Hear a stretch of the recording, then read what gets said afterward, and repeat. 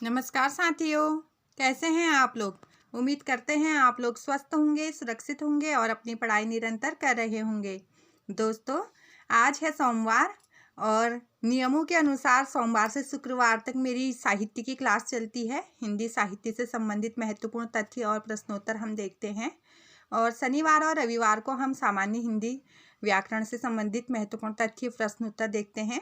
तो आज है सोमवार और ये हमारी साहित्य की क्लास रही और हम द्विवेदी युग से संबंधित महत्वपूर्ण प्रश्नोत्तर देख रहे थे और काफ़ी बातें हमने देख ली थी। द्विवेदी युग के काफ़ी तथ्य हमने जान लिए थे, लेकिन कुछ महत्वपूर्ण प्रश्नोत्तर रह गए थे जो छूट गए थे, तो मैं उन्हीं को लेकर आज आई हूँ। उम्मीद करेंगे आपको ये प्रश्नोत्तर अच्छे लगेंगे। शुरू करते हैं अपनी यह क्लास और आज मैं प्रश्नोत्तर ही लेकर आई हूँ और प्रश्नोत्तर के माध्यम से हम महत्वपूर्ण तथ्य भी जानने की कोशिश करेंगे। तो आज का पहला प्रश्न है, कवि सम्राट की उपाधि दी गई थी। क्या है? कवि सम्राट। ठीक है दोस्तों, किसकी उपाधि?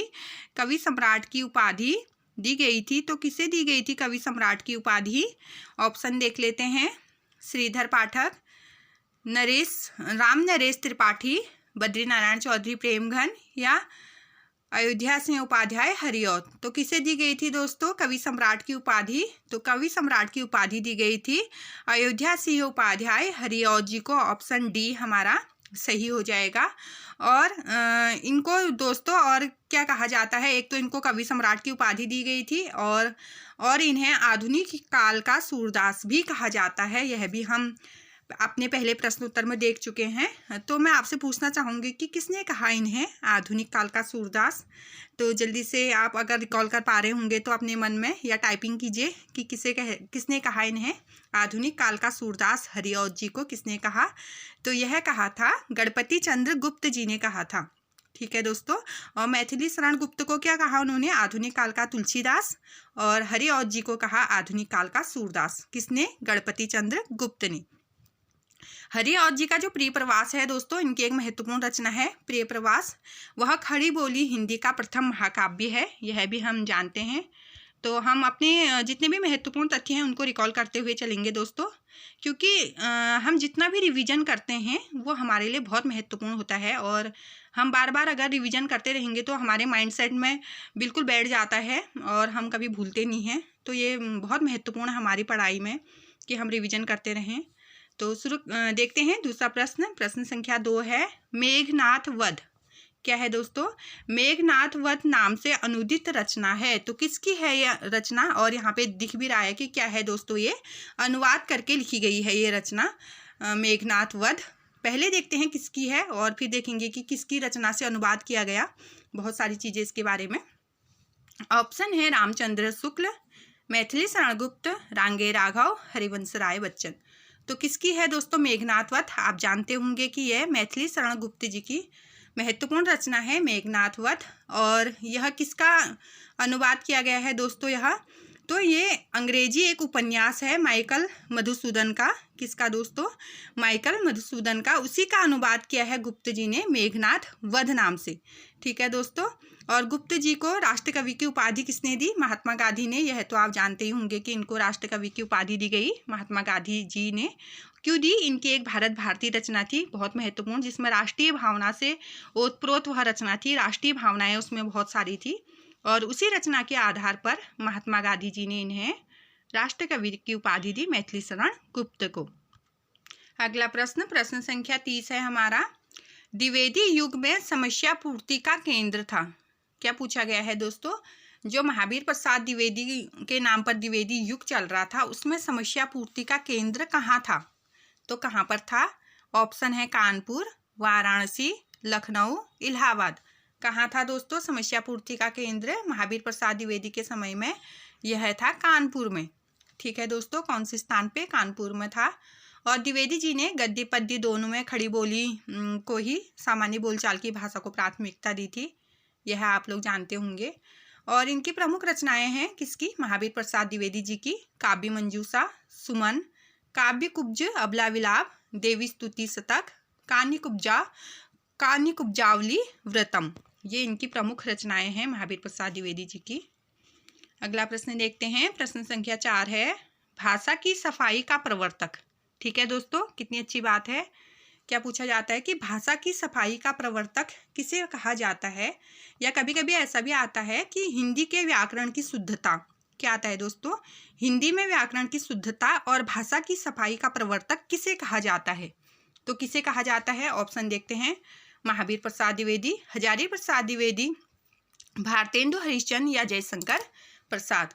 तो ये कहा जाता है महावीर प्रसाद द्विवेदी, इन्हीं के नाम पर द्विवेदी युग पड़ा। और इनकी जो भाषा की सफाई की बात इन्होंने की, भाषाई व्याकरण की शुद्धता की बात इन्होंने की, इसीलिए जागरण सुधार काल भी इसको कहा गया, क्योंकि काफ़ी सुधार भाषा में हुए इस युग में, इसलिए। आगे बढ़ते हैं, प्रश्न संख्या 5 है हमारा, राम तुम्हारा चरित ही स्वयं काव्य है। क्या है दोस्तों, पंक्ति दी गई है कि राम तुम्हारा चरित ही स्वयं काव्य है, कोई कवि बन जाए सहज संभाव्य है। ये पूरी पंक्ति है। मैंने समय अभाव के कारण कम लिखा है, पर मैं सोचती हूँ कि उस समय मैं समझाते समय बोल लूँगी, तो मैं कोशिश करती हूँ जल्दी जल्दी करने की, क्योंकि दोस्तों समय का बहुत अभाव है मेरे पास भी, काफ़ी चीज़ें होती हैं लाइफ में तो मैनेज नहीं हो पाती हैं, इसलिए मैं फिर भी कोशिश करती हूँ कि मैं कंटिन्यू अपनी क्लास को बनाए रखूँ, जिससे हम आगे को बढ़ते रहें, स्टॉप ना हो कहीं पर भी। मेरी यही राय है दोस्तों। तो आप लोग बहुत सपोर्ट करते हैं, मेरी क्लास देखते हैं, मंजू तिवारी जी हैं, रॉय जी हैं, काफ़ी सपोर्ट करते हैं रॉय जी, हमें काफ़ी देखते हैं हमारी क्लास को, उनका मैं तहे दिल से धन्यवाद करती हूँ। तो क्या है दोस्तों पंक्ति, राम तुम्हारा चरित्र ही स्वयं काव्य है, कोई कवि बन जाए सहज संभाव्य है। कितनी अच्छी बात कही है। पंक्ति किसकी है पहले यह देखते हैं, फिर मतलब समझेंगे इसका। दिनकर जी की, मैथिली शरण गुप्त, महावीर प्रसाद द्विवेदी, हरिऔध जी, अयोध्या से उपाध्याय हरिऔध उनका पूरा नाम। तो किसकी है ये? यह है मैथिली शरण गुप्त जी की। और कितनी अच्छी बात कही उन्होंने, अपनी जो उनकी सांकेत रचना है उसमें कही है ये बात। और क्या कहा है दोस्तों उन्होंने कि राम जी, जो हमारे राम भगवान जी हैं, कि उनका जो चरित्र है वह तो स्वयं में ही एक काव्य है ना। और उनको लिखकर अगर कोई कवि बन जाता है वो तो सहज ही संभावी है, मतलब वो तो संभव ही है, कि मतलब इसमें कोई बड़ी बात नहीं है कि कोई राम जी के बारे में कुछ लिखता है और वो कवि बन जाता है, इसमें कोई बड़ी बात नहीं है, क्योंकि राम जी का चरित्र ऐसा है कि वह अपने आप में ही काव्य है, ऐसा कहा है मैथिली शरण गुप्त जी ने। तो इतनी अच्छी अच्छी बातें करते हैं कवि। और जो दिनकर जी है, एक इनकी बहुत अच्छी पंक्ति है, क्या, स्वानु को मिलता दूध भात, भूखे बच्चे अकुलाते हैं। तो ये पंक्ति भी बहुत अच्छी है। ऐसी पंक्ति हमें आगे को मिलते रहेंगे। जैसे हरिऔध जी के प्रसिद्ध पंक्ति आती है, दिवस का अवसान समीप था, गगन था कुछ लोहित हो चला, ऐसे तरु शिखा पर थी राजती, बल्लवी कुल वल्लभ की प्रभा, ऐसी कुछ है, रिकॉल नहीं हो पा रहा अभी। तो पंक्तियाँ भी हम देखेंगे। मैंने वादा किया है कि जैसे हम अपने प्रश्नोत्तर की सीरीज कंप्लीट कर लेंगे काव्य खंड में, तो हम एक बार पंक्तियों को लेते हुए चलेंगे आदिकाल से, और बहुत महत्वपूर्ण है हमारी तैयारी में, बहुत अहम रोल भी इनका रहेगा। तो पंक्तियाँ बहुत ज़रूरी हैं दोस्तों। आगे बढ़ते हैं, प्रश्न संख्या 6 है हमारा, हरिऔध जी ने संस्कृत छंदों का प्रयोग किसमें किया है। तो किसमें किया है उन्होंने, कौन सी ऐसी रचना है जिसमें अयोध्या सिंह उपाध्याय हरिऔध जी ने छंदों का प्रयोग किया है। किसका प्रयोग दोस्तों, छंदों का, संस्कृत छंदों का, किसका, ये ध्यान देना है, संस्कृत छंदों का प्रयोग किया है। तो देखते हैं हम, क्या है, प्रिय प्रवास, वैदेही वनवास, चौखे चौपदे, उद्धव शतक। तो ये सभी रचनाएं किसकी हैं, हरिऔध जी की हैं। तो संस्कृत छंदों के बारे में पूछा गया है, तो उनका जो प्रिय प्रवास है दोस्तों, इनमें उन्होंने संस्कृत छंदों का प्रयोग किया है। आगे बढ़ते हैं, अगला प्रश्न है प्रश्न संख्या 7, राष्ट्र अर्थात मातृभूमि को सगुण मूर्ति सर्वेश की, ठीक है, मातृभूमि को सगुण मूर्ति सर्वेश की कहकर इसकी वंदना किसने की। तो किसने की दोस्तों इसकी वंदना, कितनी अच्छी बात कही है। मातृभूमि को मतलब हमारे जो राष्ट्र है, हमारा जो देश है, जो मातृभूमि हमारी है, उसको क्या कहा है, सगुण मूर्ति सर्वेश की कहा है, और उसकी वंदना की है। तो किसने की है, ऑप्शन है मैथिली शरण गुप्त, माखन लाल चतुर्वेदी, रामधारी सिंह दिनकर और हरिऔध जी। तो किसने कहा है दोस्तों, यह कहा है मैथिली शरण गुप्त जी ने। इसीलिए इनको क्या कहा जाता है, राष्ट्र कवि कहा जाता है ना, कि इन्होंने क्या कहा, मातृभूमि पर एक कविता इनकी बहुत अच्छी है, बहुत अच्छी पंक्ति है कि हे मातृभूमि तू सत्य ही सगुण मूर्ति सर्वेश की, जिसकी रज में लोट लोट कर बड़े हुए हैं घुटनों के बल सरक सरक कर खड़े हुए हैं। तो बहुत अच्छी पंक्ति इनकी है दोस्तों, और पंक्तियाँ मुझे भी बहुत अच्छी लगती हैं, भले ही मेरी आवाज़ अच्छी नहीं है पर फिर भी हम पंक्तियों से सीरीज जरूर लाएंगे दोस्तों। अगला प्रश्न है प्रश्न संख्या 8। हिंदी में स्वच्छंदतावाद, ठीक है, स्वच्छंदता शब्द का सर्वप्रथम प्रयोग किसने किया? तो कल हमने एक प्रश्न देखा था, कल नहीं मतलब फ्राइडे को, जब हम द्विवेदी युग से संबंधित महत्वपूर्ण तथ्य देख रहे थे कि स्वच्छंदतावाद का प्रवर्तक किसे कहा जाता है, या रामचंद्र शुक्ल ने किसे माना? तो किसे माना है दोस्तों? श्रीधर जी को। किसे माना है? श्रीधर पाठक जी को। लेकिन इसमें तो कहीं पर भी श्रीधर पाठक है ही नहीं ऑप्शन में। तो क्या पूछा है हमें इसमें? वैसे भी प्रवर्तक नहीं पूछा है, पूछा है कि शब्द का सर्वप्रथम प्रयोग, किस शब्द का? स्वच्छंदता शब्द का प्रयोग सर्वप्रथम किसने किया है? ऑप्शन देख लेते हैं पहले। जयशंकर प्रसाद, मुकुधर पांडे, रामकृष्ण दास हो गए, रामकृष्ण दास, और नंद दुलारे बाजपेयी। तो किसने किया सर्वप्रथम इस शब्द का प्रयोग? यह किया है मुकुटधर पांडे ने। ठीक है दोस्तों, किसने किया है? मुकुटधर पांडे ने सर्वप्रथम स्वच्छंदतावाद शब्द का प्रयोग किया है। और आचार्य रामचंद्र शुक्ल ने, ये जो मुकुटधर पांडे हैं, इन्हीं को छायावाद का प्रवर्तक भी माना है। अभी द्विवेदी युग के बाद हम छायावाद पढ़ेंगे, तो उस छायावाद का प्रवर्तक शुक्ल जी ने किसे माना है? मुकुटधर पांडे को ही माना है।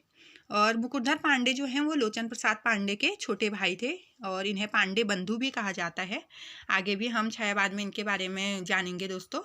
अगला प्रश्न देखते हैं अभी। प्रश्न संख्या 9 है, द्विवेदी युग को जागरण सुधार काल किसने कहा? क्या अभी हमने पहले बात कर ली है इस पर, शायद आप रिकॉल कर पा रहे होंगे कि द्विवेदी युग को जागरण सुधार काल कहा जाता है। किसने कहा यह पूछा है? रामचंद्र शुक्ल, डॉक्टर नगेंद्र, हजारी प्रसाद द्विवेदी या बाबू गुलाब राय। किसने कहा है दोस्तों? यह कहा है डॉक्टर नगेंद्र जी ने। ठीक है दोस्तों, भारतेंदु युग को पुनर्जागरण काल और द्विवेदी युग को जागरण सुधार काल डॉक्टर नगेंद्र जी ने कहा है। अगला प्रश्न है प्रश्न संख्या 10 है, शुक्ल जी ने मैथिली शरण गुप्त को कहा। तो जो शुक्ल हैं आचार्य रामचंद्र शुक्ल, उन्होंने मैथिली शरण गुप्त जी को क्या कहा? जन कवि, राष्ट्र कवि, कवि सम्राट या सामंजस्यवादी? सामंजस्य होगा ये, सामंजस्यवादी कवि। ठीक है दोस्तों, तो क्या कहा है शुक्ल जी ने? किसे? हमारे जो कवि हैं मैथिली शरण गुप्त जी, उन्हें क्या कहा है? थोड़ा ये सामंजस्य हमने सही नहीं लिखा है दोस्तों, सामंजस्य लिख लेती हूँ मैं एक बार, ऐसा होगा सामंजस्य, सामंजस्यवादी कवि। थोड़ा टाइपिंग मिस्टेक हो रही है, आप माफ करेंगे। सामंजस्यवादी कवि। तो क्या कहा है शुक्ल जी ने? इन्हें सामंजस्यवादी कवि ही कहा है। सामंजस्यवादी कवि किसे? मैथिली शरण गुप्त जी को शुक्ल जी ने सामंजस्यवादी कवि कहा है। और जो मैथिली शरण गुप्त है, इन्होंने स्वयं को क्या कहा है दोस्तों? कौटुंबिक कवि मात्र कहा है इन्होंने स्वयं को। और इन्हें राष्ट्र कवि किसने कहा? महात्मा गांधी ने। इनकी रचना भारत भारती के लिए कहा गया। और जनवादी कवि भी कहा जाता है इनको, जन कवि, जनवादी कवि। और कवि सम्राट तो अयोध्या से उपाध्याय हरिऔध को कहा जाता है, ये हम पढ़ चुके हैं। आगे देखते हैं प्रश्न संख्या 11 है, मैथिली शरण गुप्त की रचना नहीं है। किस पे ध्यान देना है अभी हमें? नहीं है। कौन सी उनकी रचना नहीं है? ऑप्शन है भारत भारती, जयद्रथवत, प्रेम पथिक या यशोधरा। तो कौन सी रचना उनकी नहीं है? तो प्रेम पथिक जो सी ऑप्शन है, यह मैथिली शरण गुप्त की रचना नहीं है, बल्कि यह जयशंकर प्रसाद जी की रचना है। प्रसाद जी जो छायावाद के प्रमुख कवि, आगे हम इनको छायावाद में पढ़ेंगे, छायावाद के प्रवर्तक हैं जयशंकर प्रसाद जी। अगला प्रश्न है हमारा प्रश्न संख्या 12, निम्न में नीचे जो दिए हैं नाम नरेश त्रिपाठी की रचना नहीं है। किनकी? राम नरेश त्रिपाठी की रचना कौन सी नहीं है पूछा गया है? पथिक, स्वप्न, श्रांत पथिक, मिलन। तो कौन सी रचना इनकी नहीं है?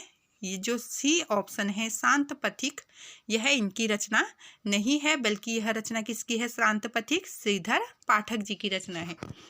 अगला प्रश्न देखते हैं प्रश्न संख्या 13 है, निम्न में मैथिली शरण गुप्त की रचना नहीं है। फिर से पूछा है मैथिली शरण गुप्त की रचना कौन सी नहीं है?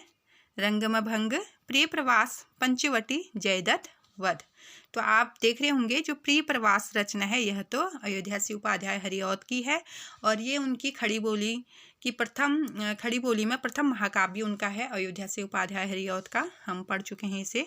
और प्री प्रवास जो रचना है दोस्तों हरिऔध जी की, इसका जो पहले नाम था वो था व्रजांगना विलाप, ये भी याद रखना है हमें। और अभी अभी हमने देखा कि इसमें संस्कृत छंदों का प्रयोग किया गया है प्री प्रवास में हरिऔध जी द्वारा। आगे बढ़ते हैं, प्रश्न संख्या हमारा 14 है। काव्य मंजूषा, क्या पूछा है दोस्तों, काव्य मंजूषा किसकी रचना है? तो किसकी है? मैथिली शरण गुप्त, प्रताप नारायण मिश्र, बाल मुकुंद गुप्त या महावीर प्रसाद द्विवेदी। तो काव्य मंजूषा जो रचना है वह है महावीर प्रसाद द्विवेदी जी की। इनकी और भी रचनाएं हैं, जैसे हमने बात की थी सुमन, कानी कुब्ज अबला विलाप, देवी स्तुति शतक, कानी कुब्जावली, व्रतम, ये भी हमें ध्यान देना है। आगे देखते हैं प्रश्न संख्या 15। प्रश्न संख्या 15 है, हिंदी में ऋतु संहार रचना है। तो ऋतु संहार रचना किसकी है? ऋतु संहार नाम से रचना किसने की है? भारतेंदु जी ने, गुरु भक्त जी ने, श्रीधर पाठक ने, जगमोहन सिंह ने, ठाकुर जगमोहन सिंह इनका नाम। तो किसने की है ऋतु संहार नाम से रचना? यह की है श्रीधर पाठक जी ने। ऑप्शन सी हमारा सही हो जाएगा। श्रीधर पाठक जी ने ऋतु संहार की रचना की है। और श्रीधर पाठक जी खड़ी बोली के स्वच्छंदतावादी कवि हैं। हम देख चुके हैं कि स्वच्छंदतावादी खड़ी बोली के प्रथम स्वच्छंदतावादी कवि कौन है? तो वह श्रीधर पाठक जी हैं। इनकी प्रमुख रचनाएं कश्मीर सुषमा, जो ब्रज भाषा में लिखा है इन्होंने कश्मीर सुषमा को, वनाष्टक, देहरादून, और क्या था भारत गीत, जगत सच्चाई सार, स्वर्गीय वीणा, धन विजय, गुणवंत हेमंत। गुणवंत हेमंत भी बहुत बार पूछा जाता है। इनकी महत्वपूर्ण रचना है श्रीधर पाठक जी की। आगे बढ़ते हैं, प्रश्न संख्या 16 है हमारा, जगत सच्चाई सार। क्या है दोस्तों? जगत सच्चाई सार, और यह है कविता। जगत सच्चाई सार कविता के रचयिता कौन है? तो देवी दत्त शुक्ल, श्रीधर पाठक, नाथूराम शर्मा शंकर, या इनमें से कोई नहीं। तो कौन है दोस्तों जगत सच्चाई सार कविता किसकी है? यह भी श्रीधर पाठक जी की रचना है। ऑप्शन बी हमारा सही हो जाएगा, श्रीधर पाठक। प्रश्न संख्या 17 देखते हैं, मैथिली शरण गुप्त की काव्य रचना नहीं है। देखिए दोस्तों कितनी बार ये प्रश्न पूछे गए हैं और ये प्रीवियस ईयर क्वेश्चन पेपर के प्रश्न उत्तर हैं। आप लोग जानते हैं कि मैं वही प्रश्न उत्तर करा रही हूँ जो विभिन्न प्रतियोगी परीक्षाओं में पूछे गए हैं, जैसे टीजीटी, पीजीटी, एलटी, प्रवक्ता, और विभिन्न स्टेट के जो टीजीटी पीजीटी होते हैं और या एलटी होता है, जीआईसी प्रवक्ता होते हैं। तो उसी में से ये प्रश्न उत्तर हैं दोस्तों। बहुत बार प्रश्न रिपीट हो जाते हैं, थोड़ा सा फेरबदल कर दिया जाता है उनमें। तो देख लेते हैं। ऑप्शन ए कृषक कंदन, बी है हिडिंबा, सी है जय भारत, और डी है वैदेही वनवास। अच्छा, इसमें थोड़ा मिस्टेक हो गई है क्योंकि इसमें जो 2 रचनाएं हैं वो मैथिली शरण गुप्त की नहीं है और 2 रचनाएं उनकी हैं। कौन कौन सी 2 रचनाएं नहीं हैं? एक तो कृषक कंदन जो है ये गया प्रसाद शुक्ल स्नेही जी का है, और जो वैदेही वनवास है ये हरिऔध जी का है। बाकी ये 2 रचनाएं उनकी हैं। शायद मैं टाइपिंग करते समय ऑप्शन खुद भी बना लेती हूँ कभी, तो ये हो गया होगा मेरे से। अगला प्रश्न है प्रश्न संख्या 18, जयद्रथ वध क्या है? तो जयद्रथ वध क्या है, इसकी विधा पूछी गई है। ये रचना तो मैथिली शरण गुप्त की है, हम जानते हैं। तो प्रबंध काव्य है, महाकाव्य है, खंड काव्य है, या इनमें से कोई नहीं। तो कौन सा है ये, क्या है इसकी विधा? तो ये है दोस्तों खंड काव्य। मैथिली शरण गुप्त जी द्वारा लिखा गया जयद्रथ वध एक खंड काव्य है। और इनका जो बहुत से महाकाव्य लिखे, इन्होंने बहुत से खंड काव्य लिखे हैं। एक पूरी वीडियो तो हम मैथिली शरण गुप्त पे ही बना सकते हैं क्योंकि इतनी रचनाएं उन्होंने की हैं। कुल 19 खंड काव्य उनके मिलते हैं, तो कभी उन पर भी हम चर्चा करेंगे। आगे बढ़ते हैं अभी। चिरगांव 19वां प्रश्न है हमारा, चिरगांव किस कवि का जन्म स्थान है? चिरगांव कहाँ है दोस्तों? ये झांसी में है। तो चिरगांव झांसी किस कवि का जन्म स्थान है? पंत जी का, सुभद्रा कुमारी का, माखन लाल चतुर्वेदी का, मैथिली शरण गुप्त का। तो किसका है दोस्तों? मैथिली शरण गुप्त जी हैं जो उनका जन्म स्थान है चिरगांव झांसी। अगला प्रश्न प्रश्न संख्या 20 है हमारा, राजपूती आन की कथा है। किसकी दोस्तों? राजपूती आन की कथा किसमें है? सिद्धराज में। रंग में भंग, पंचवटी, साकेत किसमें है दोस्तों? रंग में भंग में है राजपूती आन की कथा। राजपूती आन शान की कथा इसमें लिखी है मैथिली शरण गुप्त की। ये सभी रचनाएं शुक्ल जी ने इन्हें सामंजस्यवादी कवि कहा, आप जानते हैं। महात्मा गांधी ने इन्हें राष्ट्र कवि कहा। अगला प्रश्न देखते हैं, प्रश्न संख्या 21 है हमारा। रत्नाकर अर्थात जगन्नाथ दास रत्नाकर कृत गंगा अवतरण किस छंद में लिखा गया है? जगन्नाथ दास रत्नाकर, जिनके बारे में हम काफ़ी बातें कर चुके हैं अपनी पहली वीडियो में, और ये द्विवेदी युग के प्रसिद्ध कवि, जो ब्रज भाषा में लिखने वाले प्रसिद्ध कवि भी हैं। ऐसा भी पूछा जाता है द्विवेदी युग के ऐसे कौन से कवि हैं जो ब्रज भाषा में रचना करने के लिए प्रसिद्ध हैं? तो जगन्नाथ दास रत्नाकर जी हैं, और इनकी रचना है गंगा अवतरण, बहुत महत्वपूर्ण। तो किस छंद में लिखी गई है गंगा अवतरण? दोहा में, चौपाई में, रोला में, घनाक्षरी में। तो किस में लिखा गया है दोस्तों? यह लिखी गई है रोला छंद में। रोला छंद में जगन्नाथ दास रत्नाकर जी ने गंगा अवतरण काव्य ग्रंथ की रचना की है, और ब्रज भाषा में की है, आप जानते ही हैं, क्योंकि ब्रज भाषा के प्रसिद्ध कवि रहे हैं ये। रोला एक मात्रिक छंद है दोस्तों। इसके प्रत्येक चरण में 24 मात्राएं होती हैं, और प्रत्येक चरण में 11 और 13 मात्राओं में यति होती है, और चरण के अंत में 2 गुरु 2 लघु वर्ण होते हैं। यह भी हमें ध्यान देना है रोला छंद के बारे में। आगे बढ़ते हैं, प्रश्न संख्या 22 और आज का हमारा अंतिम प्रश्न। किसान रचना है, तो किसान किसकी रचना है दोस्तों? किसान नाम से रचना किसने की है? यह होना था। किसान नाम से रचना ऑप्शन है मैथिली शरण गुप्त, निराला, हरि और प्रसाद। तो किसने की है दोस्तों किसान नाम से? यह की है मैथिली शरण गुप्त ने। किसान क्या करते हैं? मेथी बोते हैं ना, ऐसे याद कर लीजिए, किसान मेथी बोते हैं। तो किसान रचना किसकी है? मैथिली शरण गुप्त जी की रचना है किसान। और निराला जी के बारे में और प्रसाद जी के बारे में छायावाद में पढ़ेंगे। हरिऔध जी के बारे में काफ़ी बातें हम जान चुके हैं। तो दोस्तों हमारे प्रश्न यहीं पर समाप्त होते हैं। प्रश्नों की श्रृंखला तो कभी ख़त्म नहीं होती, लेकिन मैं कोशिश करती हूँ कि महत्वपूर्ण प्रश्न आप तक पहुँच जाएं और आपको थोड़ा अंदाज़ा हो जाए कि कैसे प्रश्न पूछे जाते हैं। तो कैसी लगी आपको क्लास? अपना फीडबैक ज़रूर दें, और अंत तक क्लास देखने के लिए आपका बहुत बहुत धन्यवाद। Thanks for watching. Bye bye.